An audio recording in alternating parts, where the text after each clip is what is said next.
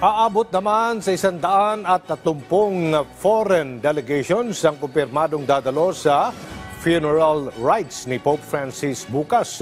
Inilabas naman ng Vatican ang magiging itsura ng puntod ng Santo Papa. Si Joy Salamatin sa sentro ng balita. Isasagawa sa Sabado, April 26, ang libing ni Pope Francis. Nasa 130 foreign delegations ang kumpirmadong dadalo sa funeral rites, kabilang ang 50 head of states at 10 monarchs. Kabilang sa mga kumpirmadong dadalo sina Pangulong Ferdinand R. Marcos Jr. at First Lady Liza Marcos, US President Donald Trump at First Lady Melania Trump, Argentinian President Javier Milei, French President Emmanuel Macron.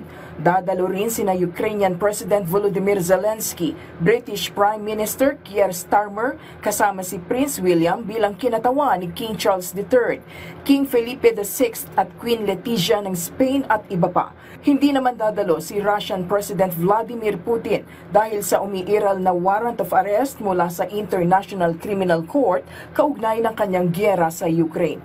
Samantala, inilabas na ng Vatican ang magiging itsura ng puntod ni Pope Francis. Gawa ito sa simpleng marmol na nagmula sa Liguria, ang hilagang kanlurang rehiyon ng Italia. Nakaukit sa tomb ang inscription na Franciscus, ang pangalan ni Pope Francis sa Latin, habang ang reproduction ng pectoral cross na isinuot ng Papa at isasabit sa taas nito. Maaaring bisitahin ng publiko ang libingan ni Pope Francis simula sa Linggo ng umaga. Sa huling tala, pumalo na sa 61,000 ang bumisita sa labi ni Pope Francis na nasa St. Peter's Basilica bago ang libing nito.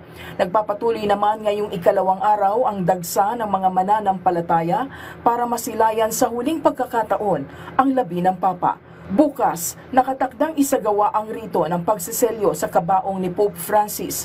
Hudyat din ito ng pagtatapos ng public viewing sa labi ng Santo Papa.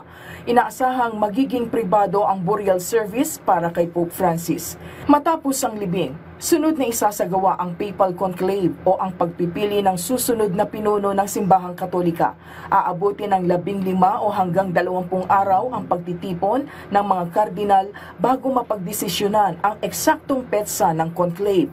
Alinsunod sa nakagawian, tanging mga kardinal lang na nasa 80 taong gulang pababa ang maaaring bumoto para sa susunod na Santo Papa.